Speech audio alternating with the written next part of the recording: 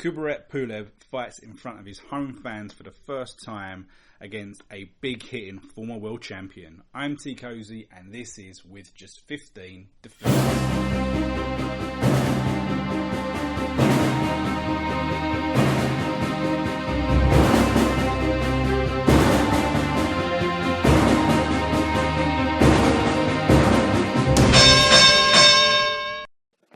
Welcome to With Just 15 Defeats. I'm Teekosey, and today I'm going to be discussing a fight that just popped up onto my radar, which is Kubrat Pulev versus Samuel Peter. And if you've got any questions or any comments about this fight, what you need to do is you need to click on the comment section below, send us a message, I'll get back at you and we'll start the debate. If you like this video, click on the thumbs up, the like, share it, talk about it. Please also jump across to my channel, Teekosey Boxing, and check out some of the videos I've got available for you guys. So I've done previews on a number of the fights that are coming up in the next couple of weeks, like Chisora and Wyatt, Joshua versus Molina, Parker, Ruiz Jr. I've also got a number of debate type videos about Tyson Fury, one about Haye fighting Tony Bellew. I've got weight classes, a few other bits and bobs. So just check out the channel and remember to hit the all important subscribe button, because that is so important to me. I really appreciate every single one of the subscribers, and as I say, I really want to hear from you. So if you've got a comment, just send me a comment. Be great to get involved. So as I say, this is a fight that just come up on my radar. Pulev versus Peter. I was intending to do a Stefan Povetkin preview today, but I thought, when I heard about this, I thought, let's just get this one in the bag. So Kubrat Pulev versus Samuel Peter is probably not the fight that most people were expecting to hear to be announced for Pulev. A lot of people were probably expecting something more substantial, something that really has an impact on the world scene in terms of the top heavyweights, because he has fought for one of the straps before, and he is seen as one of the top guys, despite not really having any devastating power. But anyway, we've got this Samuel Peter fight. So, I thought, let's just go through it and see what we think about this fight. Now, why is it happening? No idea. There was talk about Joshua, that he's turned down a Joshua fight. He didn't fancy it. Why didn't he fancy it? We can all speculate, but we will never really know the answer. Now, what I've noticed about this fight is that it's taking place in Sofia, Bulgaria. This is the first time, I believe, if I'm correct, looking at the old website, that it's the first time that Pulev has fought in his home country and home city as a professional, which is quite interesting. And it may be the case that they have decided that at this present moment in time, the big fight against Anthony Joshua, whoever, it isn't right for them, the money, all that sort of situation. Okay, so what they've decided is to do a little bit. We're going to repay the fans. We're going to visit the home city. We're going to fight there. We're going to fight against someone who we expect to beat, and just give something back to the fans.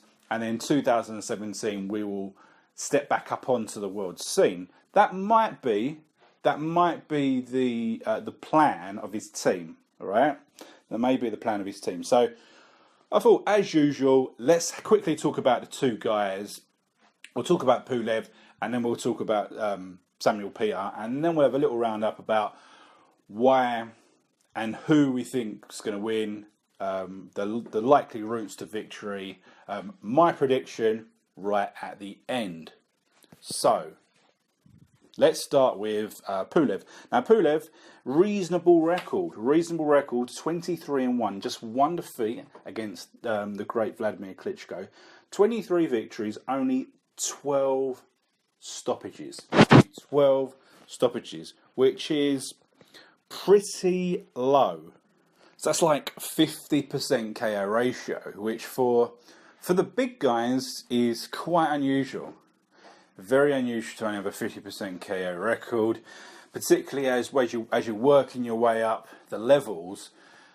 Typically in the heavyweight division, the guys spark out everyone that comes in front of them in the first about 12 or 13 fights, and then if you've got power behind you, you bring that forward into the big fights. And obviously for Pulev, hasn't quite worked out for him.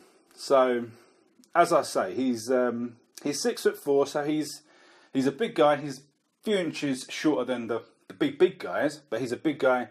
He's about 250, so he's not massive, but he's not one of the trim, lighter heavyweights. Okay. Now, what I feel about Pulev is that I think he's got good movement. He's got good movement. He's got his defense is reasonably good, right? And he avoids punches quite well.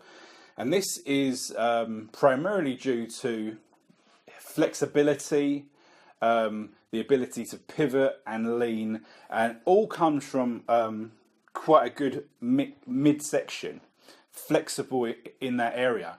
Now, in the heavyweight division, this is something that we generally don't see, because a lot of heavyweights aren't in phenomenal shape.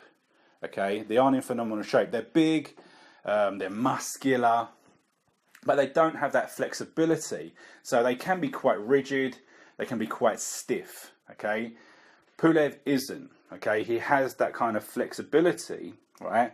And we see this in quite a lot of the good defensive fighters that we've of all time. Okay, it's quite an interesting point. You think of like the Ali, Mayweather, these sort of guys. They have that. They have that ability to get in close, pivot, lean back, and avoid shots. Okay, and what that enables you to do is it enables you to counter, right? Which is phenomenally important. A lot of guys simply don't have the reflexes or the physical capabilities to do it. Okay, and we'll be kind of continue to talk about this when we move on to Samuel Peter, right? So what he likes to do is, as I say, he likes to kind of rock backwards and forwards in a motion that attracts his opponent. Okay, he lures his opponent in, falls back, and then hits with the counter. Okay, so it's a very effective movement, and over the years, as I say, we've seen this style adopted by some of the greats. Okay, like Ali, Floyd, Mayweather, and it is very, very effective. And personally, I think if he had some power, he would be such a devastating force in the heavyweight division, because he can do that, because he can counter, because he's got a very good jab. He can box all night long to a reasonable extent. Okay, and he can win fights on all levels, right? So with Pulev, he's got 4 interesting and notable fights that are worth talking about. Okay, he has fought some decent level opponents, but we're going to talk about just 4 briefly. Okay, so the first one's Dimitrenko, big guy, big guy.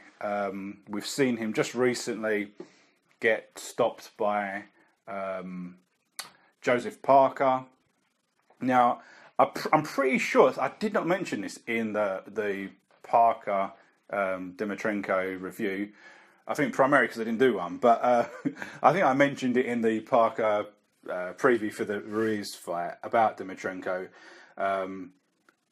about the fact that in that fight Dimitrenko, when the whole stoppage was quite controversial, right? But I'm pretty sure in the Dimitrenko Pulev fight, he pulled a similar sort of thing. He was pulling these kind of, trying to get his opponent disqualified. And it's something that, it might be the reason that he's a bit of a coward, whatever, is as to why Dimitrenko's never made it to that top level, right? But anyway, the interesting thing about this fight was that it was stopped with a jab. It was stopped with a jab from someone who isn't known for having power. So Pulev stopped him with a jab. There you go, right? Next fight, Alexander Ustinov.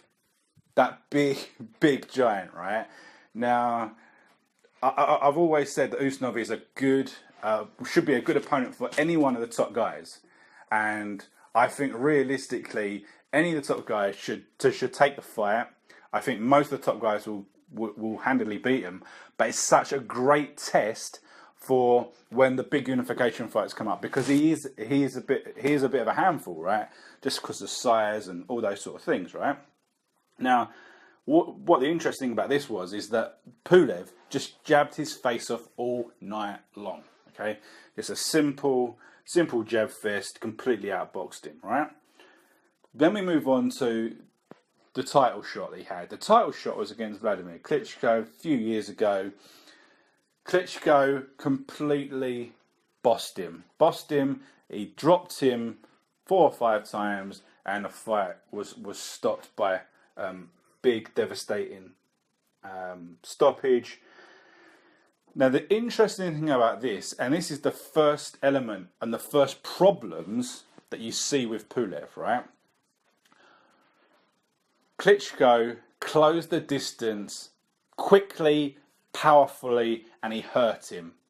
And as soon as the first time he hurt Pulev's complete game plan of trying to move and counter was out the window.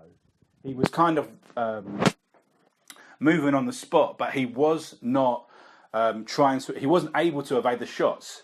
He was damaged, he was hurt, and he was unable to follow his own game plan, okay? It was just completely out the window. And because of that, Klitschko was able to time his own shots and fire devastatingly powerful left hooks right on the button. And Pulev just could not see him, and he was landing them until it finished. And it really was it's one of Klitschko's best victories of the latter part of his career, because it was so convincing, right? We then move on to Chisora versus Pulev, which was just earlier this year. Quite an interesting battle. Now, a lot of people who watched this fight, critiqued it, said that Pulev won handily. He won. I'm pretty sure I watched or read a review of someone saying that basically Pulev had won 11 of the 12 rounds, which I found unbelievable. I think even the commentary that I read was the commentary of when I watched the fight, they were implying kind of a similar thing, that Pulev was dominating the fight. But I was watching it, and you know what? From what I saw, Pulev won it. He won the fight. Okay, that's not up for discussion. The fact is that I think it was incredibly close. Chisora, I can't remember what I said originally, but I'm pretty sure that I said that Chisora won at least 4 rounds, possibly 5. So if we're saying he won 5, that's 5 to 7 rounds. That's pretty close. And the reason why I think a lot of people did not give Chisora the rounds was because of the stylistic differences between the two. Chisora was getting in close, there was holding, there was a lot of in-punching, and all that. And I believe, my opinion, and I have this opinion a lot, is that a lot of people do not score in-punching punches when they're holding each other. And the fact is that in some fights where there is a lot of holding, right, there can be a lot of punches that are thrown when they're grappling, when they're holding, and that is the story of the fight. And if you're going to completely kind of ignore them, one guy's going to lose out, and that's the problem with Chisora, and that's part of the problem that Chisora has had over the years. His style is not really great from a scoring perspective, right? And so the interesting thing about this fight is that Chisora closed the distance. He closed the distance a lot, and he did not really allow Pulev to box, okay, as much as Pulev probably would have wanted to, okay. So that's what we've found out, right? And sometimes these sort of guys, if you can close the distance well and you can stop them from doing what is required, it can change the fight, okay? So basically, let's move on to Samuel Peter. Right, Samuel Peter, he's pretty much been out of action for about 5 years. He's fought a couple of times recently. I have not seen the recent fights. His last fight was this year against a Mexican who was on a run of about 10 defeats. So it was a nothing fight. It was out in Mexico, and I believe he stopped him, right? So let's just talk about Samuel Peter. Now, Samuel Peter's got a record of 36 victories, 5 defeats, 29 KOs, so massive knockout ratio. And he is a former WBC World Heavyweight Champion, right? All I will say is he held that title during Vitali's first retirement, right? And then as soon as Vitali was back, bang, it was all over for Samuel Peter. Now, Samuel Peter is 6'2", so he's slightly smaller. When this fight comes, I think he's probably going to look smaller, although he generally comes in about 260, so he's quite a unit. He really is a unit. He's very stocky, he's very thick. Everything is very, very thick with Samuel Peter, right? He's got a very different style. He's a slow mover. He's a very slow mover. He swings for the fences. He packs serious power, but he is very, very limited. He has an unusual and ineffective defense. Over the years, he has adopted a lot of pivoting from side to side, leaning down to try and evade shots. But his head is always out there, and it is a target, and he gets hit over and over again. Fortunately for him, he's had such insane power that he has managed to stop so many people, right? Also, if I remember rightly, just a little bit of information, he is an Olympian. He didn't win. He didn't medal. It was the same year as good old Audley Harrison, if I remember correctly. The same year as Audley Harrison, when Audley Harrison won gold. I think Peter lost the guy that Harrison beat. Something like that, right? So he's got a bit of amateur credibility, despite the fact he doesn't quite show that in his professional ranks, primarily because he's such a unit, he's got such crazy power, right? Now, what I will say is that he has been in the ring with some top guys over the years. As I say, he's lost to Vitali, right? He's been in the ring twice with Wladimir. The first time was a war. This was kind of just before Wladimir really kind of got his teeth into heavyweight division and just started to dominate it. But he managed to get Wladimir on the canvas about 3 times, really. Like, fair play to Wladimir for kind of surviving it. But he lost both of those fights. He's been in with James Toney twice, and he outboxed them, or one on points.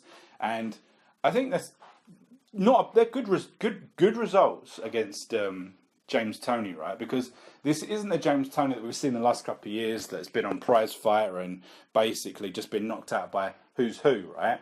We're talking about a guy that had just recently beaten Holyfield and John Ruiz and whoever. He was literally, this was just where Toney kind of just fell out of his own you know what. So anyway, let's move on. The routes to victory for both, right? The routes to victory for Kubrat Pulev is a jab fest. Stay on the outside, box, and basically he's going to be able to land at the wheel as long as his movement is okay. If he avoids the Samuel Peter bombs, Jamie Pitter's probably going to tire out, and he'll be able to outbox him, and you'll get a kind of late stoppage potential. Samuel Peter, he needs to attack, he needs to close the distance and hope that he can change the direction of this fight, okay? Just like I said with Wladimir, the way that he attacked him straight away, and he was all over the shop.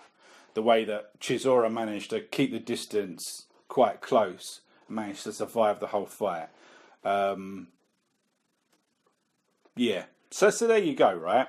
So that's what needs to be happened. What do I think is going to happen? I'm tended to go with the Pulev. I think Pulev's just a classy operator. As long as he avoids damage early on, he is going to be able to land at will. His Samuel Peter's face is just going to be a big fat melon at the end of it. And I think probably this is the last we'll see of Samuel Peter. I think it's one of those big risk fights. Big risk fights.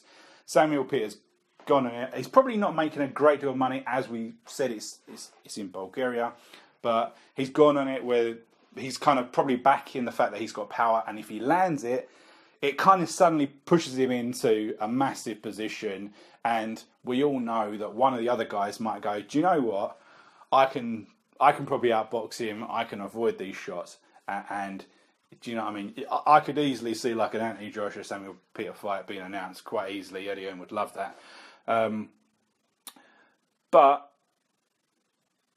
as I say, it's unlikely to happen. But it is what it is. Now, as I say, my prediction for this fight is that it's going to go to probably very late rounds, and it's going to be a kind of referee coach stoppage with a Pulev win. Then Pulev moves on. He hasn't really gained anything from it apart from fighting in front of his home fans for the first time in his career, which is quite an interesting point. I think it's the most interesting point of the whole thing, that he's fighting in front of his home fans for the first time. It's going to be a big victory for him. But it doesn't really, there's no leverage on it for him. He's still in the same position, but it might be just a time thing where he wants to assess the whole situation. He wants to assess the landscape heavyweight division, see who's in control of the title belts come January 2017, and then make his mark at that time. So as I say, it's not one of the best fights this winter, but it is an interesting fight because it has one of our top guys. So if you've got any comments on this, you know where to go. If you like this, hit the like button, share it, get involved, join the debate. I've been Teekosey, and this has been With Just 15 Defeats.